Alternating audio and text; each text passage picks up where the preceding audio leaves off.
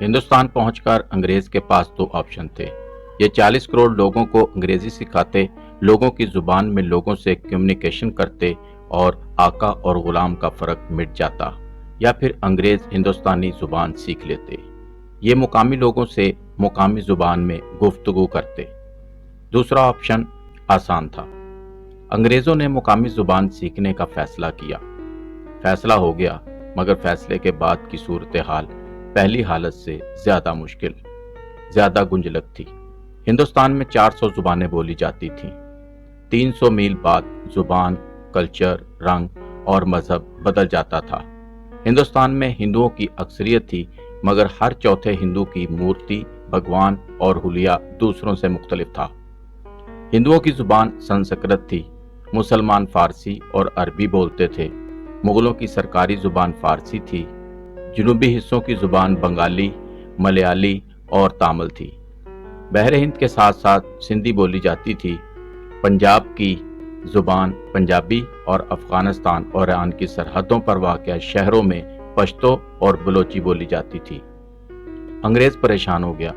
اس کے لیے کسی ایک زبان کا انتخاب مشکل ہو گیا۔ جان گلگسٹ زبانوں کا ماہر تھا۔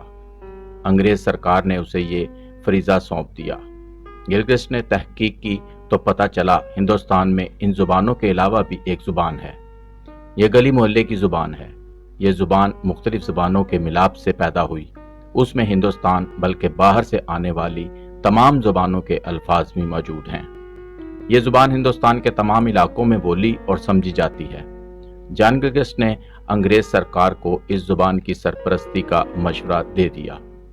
یہ زبان شروع میں ہندوستانی اور بعد میں اردو کہلائی۔ انگریز نے جولائی 1800 میں کلکتہ میں فورٹ ولیم کالج قائم کیا۔ اس کالج میں انگریزوں کو اردو، فارسی اور سنسکرت سکھائی جاتی تھی، جبکہ مقامی لوگوں کو انگریزی کی تعلیم دی جاتی تھی۔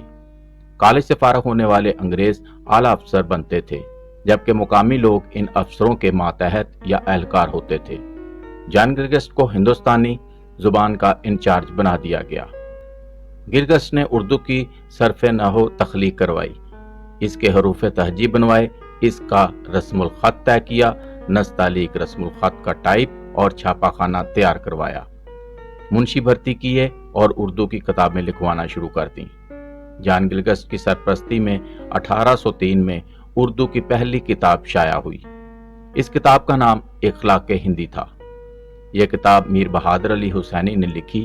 یہ کتاب اس وقت شائع ہوئی جب مرزا اسد اللہ غالب 7 سال کے بچے، جبکہ ہندوستان کے سب سے بڑے شاعر میر تقی میر زندگی کے آخری 7 سال گزار رہے تھے۔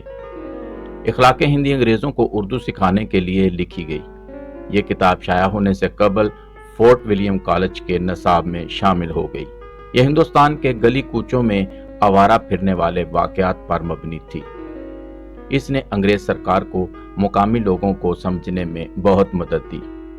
اخلاق ہندی کے بعد واقعات پر مبنی کتابوں کی لائن لگ گئی۔ جان گلگسٹ کی منشی دھڑا دھڑ کتابیں لکھنے لگے اور انگریز سرکار یہ کتابیں شائع کرتی چلی گئی۔ 19ویں صدی کے آخر میں ان کتابوں کی تعداد 50,000 تک پہنچ گئی۔ انگریز حکومت ان کتابوں کے چند نسخے لندن بھجوا دیتی تھی۔ یہ کتابیں آج بھی لندن کی انڈیا آفس لائبریری میں محفوظ ہیں۔ یہ کتابیں ہندوستان اور اردو دونوں کی تاریخ ہیں۔ کاش ہماری حکومت یا کوئی یونیورسٹی برطانیہ کی مدد سے ان کتابوں کی ڈیجیٹل لائبریری بنا دے اور یہ کتابیں پاکستان کی تمام بڑی لائبریریوں اور یونیورسٹیوں میں رکھوا دی جائیں۔ اگر حکومت یہ کتابیں دوبارہ شائع کروا دے تو یہ اردو سے محبت کرنے والوں پر بہت بڑی مہربانی ہوگی۔ ہندوستان کی ان قدیم کتابوں میں جامع الحکایات نام کی ایک کتاب بھی شامل ہے۔ یہ کتاب دکن کے مشہور دانشور شیخ صالح محمد عثمانی نے لکھی تھی۔ یہ 1825 میں شائع ہوئی اور اس نے اپنے دور میں مقبولیت کے ریکارڈ توڑ دیے۔ یہ ہاتھوں ہاتھ بکی اور ایک طویل عرصے تک ہندوستان کے عوام اور خاص کی محفلوں میں زیر بحث رہی۔ اس کتاب میں 200 حکایتیں ہیں۔ یہ کتاب سینٹرل ایشیا، افغانستان، ایران اور ہندوستان کے راجاؤں، ملکاؤں، بادشاہوں اور شہزادوں کے قصوں اور واقعات پر مبنی ہے۔ مجھے اس کتاب کے چند واقعات پڑھنے کا اتفاق ہوا۔ جامع الحکایات کے ایک واقعہ نے ذہن کی تنابیں تھام لی اور یہ آج تک اس واقعے کے ہاتھ میں ہیں۔ واقعہ کچھ یوں تھا۔ ترکستان کا بادشاہ لمبی عمر کا خواہاں تھا۔ وہ مرنا نہیں چاہتا تھا۔ اس کے طبیبوں نے بتایا ہندوستان کی سرزمین پر چند ایسی جڑی بوٹیاں پیدا ہوتی ہیں جن میں آب حیات کی تاثیر ہے۔ آپ اگر وہ جڑی بوٹیاں منگوا لیں تو ہم آپ کو ایک ایسی دوا بنا دیں گے جس کے کھانے کے بعد آپ جب تک چاہیں گے زندہ رہیں گے۔ ترکستان کے بادشاہ نے 10 لوگوں کا ایک وفد تیار کیا اور یہ وفد ہندوستان کے راجا کے پاس بھجوا دیا۔ اس وفد میں ترکستان کے طبیب بھی شامل تھے اور بادشاہ کے انتہائی قریبی مشیر بھی۔ وفد نے ہندوستان کے راجا کو ترک بادشاہ کا پیغام پہنچا دیا۔ راجا نے پیغام پڑھا، کہکہا لگایا، سپاہی بلوائے اور وفد کو گرفتار کرا دیا۔ راجا گرفتاری کے بعد انہیں سلطنت کے ایک بلند و بالا پہاڑ کے قریب لے گیا۔ اس نے پہاڑ کے نیچے خیمہ لگوایا، ان 10 لوگوں کو اس خیمے میں بند کروایا اور اس کے بعد حکم جاری کیا، جب تک یہ پہاڑ نہیں گرتا تم لوگ اس جگہ سے کہیں نہیں جا سکتے۔ تم میں سے جس شخص نے یہاں سے نکلنے کی کوشش کی اس کی گردن مار دی جائے گی۔ راجا نے اپنا فوجی دستہ وہاں چھوڑا اور واپس شہر آ گیا۔ ترکستانی وفد کو اپنی موت صاف نظر آنے لگی۔ وہ پہاڑ کو اپنی مصیبت سمجھنے لگے۔ مشکل کی اس گھڑی میں اللہ تعالیٰ کے سوا ان کا کوئی حامی، کوئی ناصر نہیں تھا۔ وہ زمین پر سجدہ ریز ہوئے اور اللہ تعالیٰ کے حضور گڑ گڑانے لگے۔ وہ صرف کھانا کھانے، واش روم جانے یا پھر وضو کرنے کے لیے سجدے سے اٹھتے تھے اور پھر اللہ سے مدد مانگنے کے لیے سجدے میں گر جاتے تھے۔ اللہ تعالیٰ کو ان پر رحم آ گیا۔ چنانچہ ایک دن زلزلہ آیا، زمین دائیں سے بائیں ہوئی، پہاڑ جڑوں سے ہلا اور چٹانیں اور پتھر زمین پر گرنے لگے۔ ان 10 لوگوں اور سپاہیوں نے بھاگ کر جان بچائی۔ راجا کے سپاہی 10 لوگوں کو لے کر دربار میں حاضر ہو گئے۔ انہوں نے راجا کو سارا ماجرا سنا دیا۔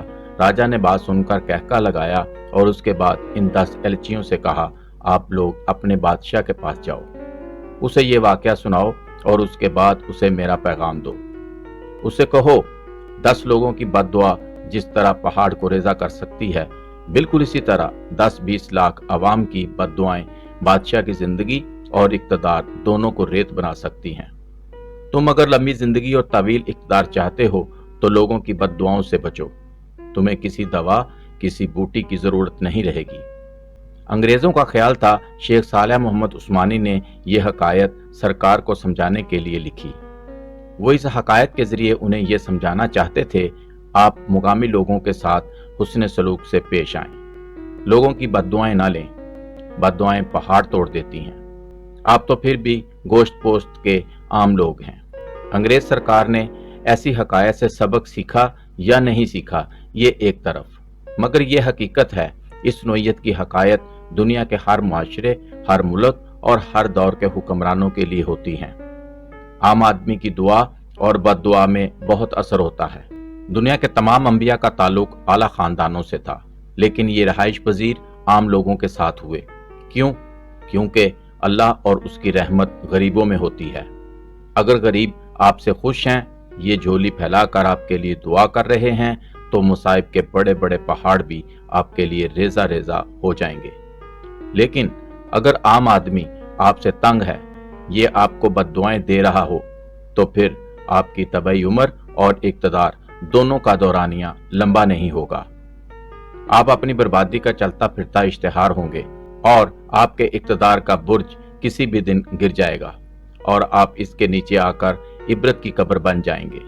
یہ حکایت دنیا کے ہر اس حکمران کے لیے تخلیق ہوئی جو مسند اقتدار پر فروکش ہو کر خود کو عقل کل، سکندر اعظم اور عظمت کار کا رشتہ دار سمجھ لیتا ہے، جو مخلوق کو حقیر، عوام کو جذباتی اور مشورے دینے والوں کو بے وقوف سمجھنے لگتا ہے، اور یہ بھول جاتا ہے جہاں اقتدار ختم ہوتا ہے اللہ کا اختیار وہاں سے شروع ہوتا ہے، اور اللہ عوام کی زیادہ سنتا ہے، یہ محروم بندوں کو زیادہ توجہ دیتا ہے۔